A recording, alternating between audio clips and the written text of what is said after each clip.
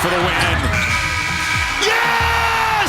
Hot damn! The intensity is elevating in the NBA. We got the clash of the Titans in the MVP race, a wild roller coaster game, and a lot more madness. So let's start in LA, where the Sacramento Bulls, the Kings, led by Derozan and Lavine, had a 7-point lead over the Clippers with less than 2 minutes to go. Lavine controls, stops and lets it fly.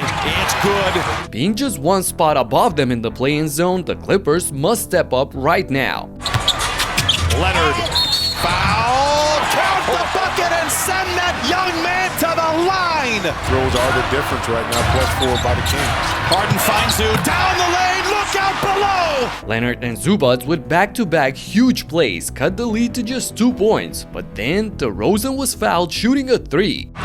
Any whistle against the Clippers will be free throws. Derozan to 3, and it's 3 free throws coming for Sacramento. However, LA challenges the call and it gets overturned in their favor. So after a couple of empty possessions on both ends, LA has a chance to tie or take the lead out of the timeout.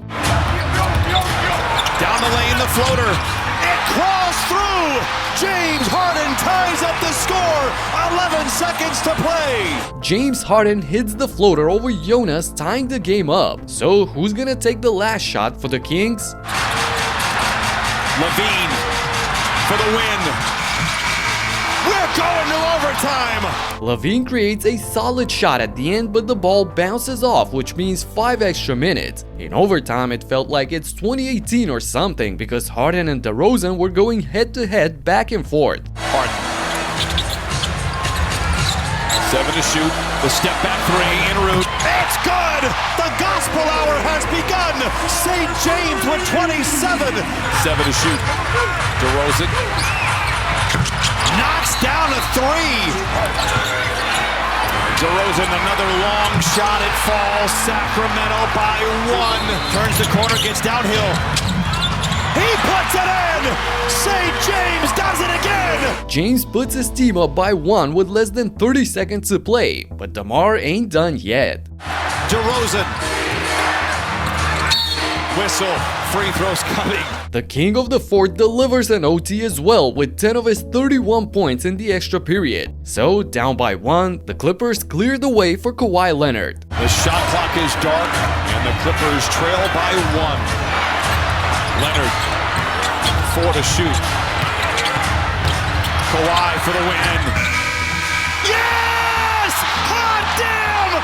The Clippers win in overtime! The Claw with a game-winning left-handed floater at the buzzer stuns the Kings and gives his team a much-needed win in the play-in race. And speaking of racing, the 2 MVP candidates went mano-a-mano yesterday in the first showdown of a back-to-back games between OKC and Denver. As Jokic scores with a jump hook over Hartenstein, 5-0 Nuggets. Last 19 games because of those threes.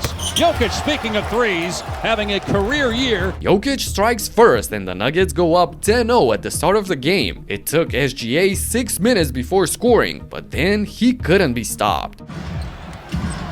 Alexander again goes to the left hand. He makes it look so easy when he puts the ball on the floor, averaging 33 points per game, leading the league. 3rd straight year he's better than 30 points per contest, and he's got the last 8 points now for the Thunder. Shea caught fire quickly and the Thunder trailed by just 1 point after the first quarter. Nikola, despite having a career-best season shooting from downtown, wasn't feeling himself in this game. After making his first 3 of the night, he went on to miss the next 8 long-range shots. On the other end, SGA was methodical. An effort because the production is going to follow with the talent. He's got 9 rebounds, 18 points. Basket by SGA and 1. 22 points. That was an air ball, very important. So he walked in a little closer, made sure he knocked one down. Alexander from mid-range. However, it was still anyone's game going into the final period, where the #1 defense in the league really made a difference. Shot clock at 7. They'll double Murray.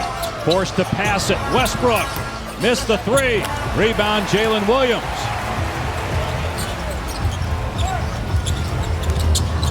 Williams driving, spinning, and hitting. Great shot by Jalen Williams. Beautiful footwork, but no foul. Shot clock at 5. Murray trying to create, drives, lefty. No good off the glass. Rebound Hartenstein.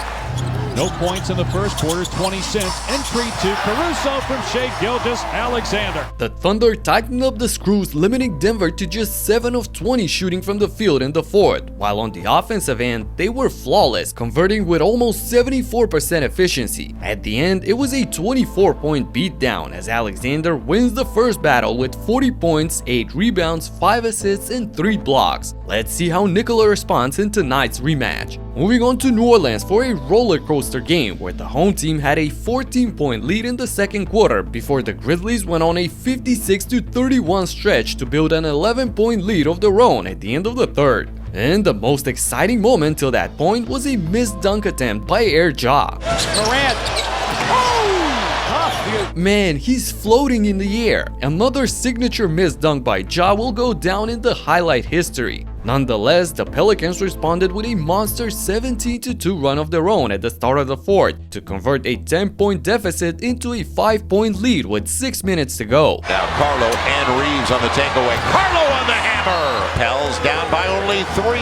Carlo, little floater. Yes, and a lead! Carlo in double figures. You gotta keep it moving. Good pass, Jose. Carlo! Look at the rookie, Karlo Matkovic, connecting on 6 of his 13 points in the fourth to give his team a boost from the bench. And just when New Orleans thought that they could handle the business in this one, here come the Grizzlies with yet another run. Morant, a 3 for the tie. It's in! 24 second chance points for the Grizzlies. Morant, a step back jumper. Yes, sir! John Morant delivers the Grizzlies to the lead 98-97. Bane going downhill against Olynyk. Finger rolls it up and in. Desmond Bane, a 30-piece. Morant's pass deflected. Tap out by Clark. A Wells 3. Bango! A 13-2 run by Memphis, and all of a sudden they have a 6-point lead in the clutch. With no Zion or CJ on the court, Jordan Hawkins takes the responsibility. Shoots it to Jose. Hawks got a good look. 3 ball. Yes! A huge 3 for the Pelicans, and they play great defense on the other end to force a tough shot from distance by Bane, which he misses, and Olynyk gets fouled by Ja Morant on the rebound. Kelly splits the free throws, and now they have to foul. Brown sends Ja to the line, and he misses the first one as well, leaving the door open for a possible miracle. It's over to Jose, a 3 to tie. Wide left. Hawk saves it. Olynyk now. He's got a shot. Comes up short. Oh my goodness, Jose misses everything but a great hustle play by Hawkins to secure another clean look for Kelly, who just hits the front iron, and the Grizzlies survive the madness at the end. And the Bucks were trying to stay afloat while battling the #1 team in the NBA on the second night of a back-to-back, and they looked disoriented on defense. On the other end, Jonas was doing all he could to keep his team in the game. Fires a 3, no good. Giannis offensive board. Bully ball! And the throwdown! Oh, the stuff from Giannis! 30 points, 9 rebounds on 52% from the field for the Greek Freak, but it was still not enough against the balanced Cleveland attack. You actually have the ability to make sure you have to make it the right way, as Max Strus has now tied his season high in points. Jerome, runner for the free throw line. No, but the follow slam from Jared Allen. Over to Merrill, wide open, drilled. The Cavs had 8 guys scoring 9 or more points and hit 19 threes on 40% efficiency. And when winning time came, they stepped on the gas pedal even more. Garland, Merrill, Wade, corner 3. Boom! Out of the timeout, Milwaukee turns it over. Garland finds a Coro, corner 3. Swish! Garland comes out of there with it. Great job by the Cavs keeping 3 bodies on Giannis, not allowing him to come away with that offensive rebound. Oh, nice pass! Oh, the poster!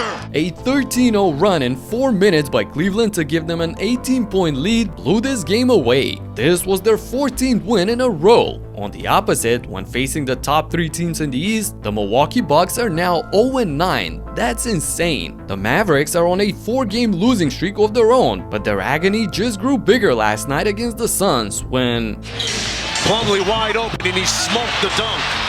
He was wide open and the Mavericks literally couldn't get out of their own way.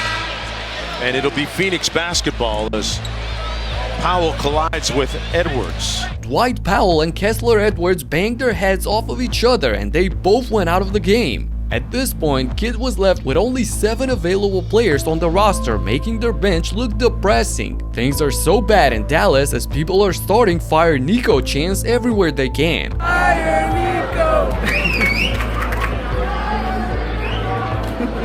Needless to say, they lost this game too and are now just a game and a half away from Phoenix on the edge of the play-in zone. On the contrary, the Timberwolves look like they found their groove lately.